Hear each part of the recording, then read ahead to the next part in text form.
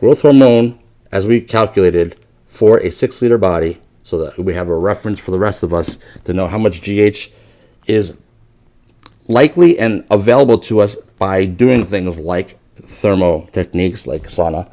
The growth hormone quantity we calculated was 30,000 nanograms per 6 liters of body mass, or body volume, blood volume. 30,000 nanograms equals 0.03 milligrams. You can find this on any calculator online, just punch it in. 0.03 milligrams, guys, is 1/10, right? If it's 1/10 of 1/3 of 1. What is this meathead talking about? Okay, 1 milligram equals 3 IUs of GH.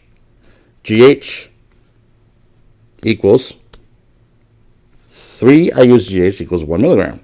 So 0.33 or 1/3 milligrams of growth hormone equals 1 IU. 1/3 of a milligram. 0.33 milligrams equals 1 IU. We found that in the basal level of a human being, the amount we got floating around in here, which is the multiple that is quoted in these studies, don't tell you that. Huberman doesn't tell you that. Nobody tells you that. Rhonda Patrick doesn't tell you that. This is what they should start with. Guys, we have a baseline level of X. Our baseline level, guys, is 0.03 milligrams of GH. If you're even a larger person at 6 liters of blood volume, because we said the average person has 5 and change. So 0.03, right? We're just going to take that number. So we're kind of overestimating already.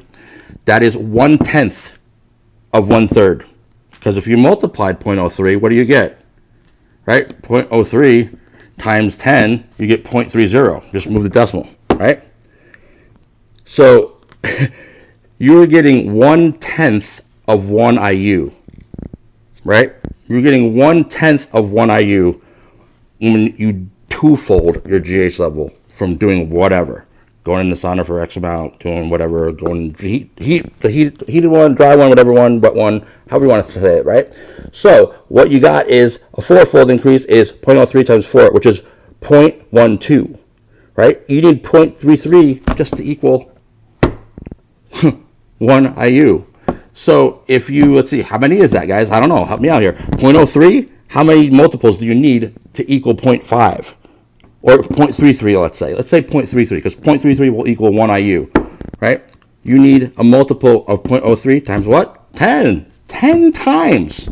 So if something's tenfold increase in GH, tenfold is like, that would be about taking half of an IU.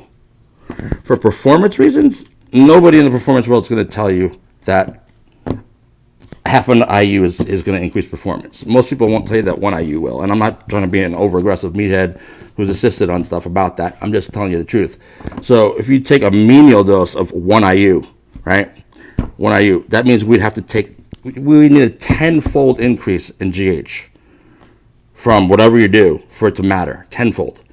And the 16-fold thing that Huberman talked about and Rhonda Patrick talked about, Huberman got it from Rhonda Patrick, and the way I know this is because I looked at a paper online that Rhonda Patrick wrote, which referenced, and there was only one little 2 next to her statement, and that 2, I looked it up in the back of her research where she listed her references, and it said, 1982, it was a study from 1982 that had less than 10 men who did 2 hours of sauna a day for 7 days, and that's where she quoted, the 16-fold. That's where Andrea Huberman then took it from and also quoted the 16-fold. 1982, Rhonda Patrick and Andrew Huberman, they're 2 wizard geniuses. They know, why can't they find a better reference? Just dismiss that, guys. There's no 16-fold. Maybe 2 or 4 or 6. Maybe 2 or 4 or 6. And even if 2 or 4 or 6, what did we say? 0.03. 6-fold. Okay, 6 times 0.03. 0.18. 0.18. That's still... that's 0.18 times 2 would be 0.36. It's barely half of 1/3 of a unit. Barely half of 1/3. 1/6, right? So don't worry about going in the sauna for performance reasons. If it helps you do it, I'm sure Rhonda Patrick's accurate with all her statistics. No one's going to argue that, including me. I'll be the first one to be on her team with that because she's the pro. She's the expert. All I'm saying, guys, is within the context of elite performance and drugs and taking pharmaceuticals for the sake of physiological performance enhancement, it doesn't matter what degree you have, pretty much. What matters is if you know what you're talking about with that context, right? So I'm telling you here that 0.03 milligrams is what we got floating around, and the multiplier that we need to get to be significant is so high, it's inconsequential. Do not do sauna for the sake of thinking that your GH is going up. Do it because it helps you. Do it because it increases the blood flow, vasodilation, vasodilatation, all that stuff. Whatever other hormones and heat shock proteins that happen to alter from that stuff is great, but it is not going to elevate your GH to any significant level to the point where you're going to get benefit from anything that has to do with GH alone. So if you're getting benefits and you think it's GH, just ignore me. I don't know. Do what you want. But I felt it was very important for someone out there to clear this up because Greg Doucette has this confused. Mark Bell has this confused. He expressed confusion, actually. Mark Bell said, what is that study or that thing that Huberman said was 16 times the GH? Can you find it? What is that? They don't know how to find it, right? Those guys know a ton about lifting, so much more, about so many more things than I do. But with this niche, this is my expertise, guys. This one thing is my expertise. The meticulousness of the dose, the pharmaceutical response, pharmacokinetics, and pharmacodynamics with athletes specifically. And this is what's up. 0.03 milligrams is all you got. You need tenfold increase, tenfold, just to approximate a third of 1 milligram. 1/3 of 1 milligram equals 1 IU.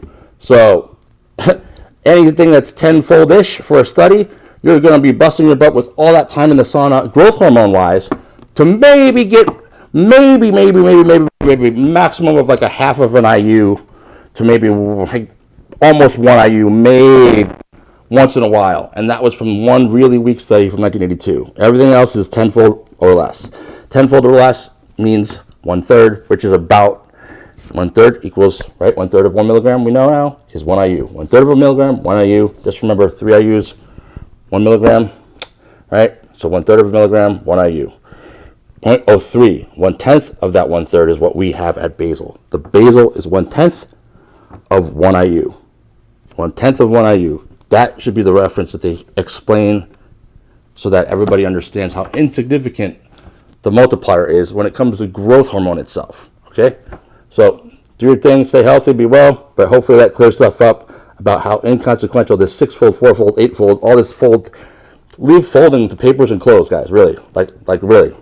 And also, like Huberman, Patrick, keep telling us all the stuff you do because you guys are tremendously beneficial. You help a lot of people, including myself. But when it comes to performance, you're confusing people with this GH fold stuff. So maybe you can make a note about that at some point in time because it's really off. And I've heard crazy things everywhere, from my neighborhood to online. All right? Take care.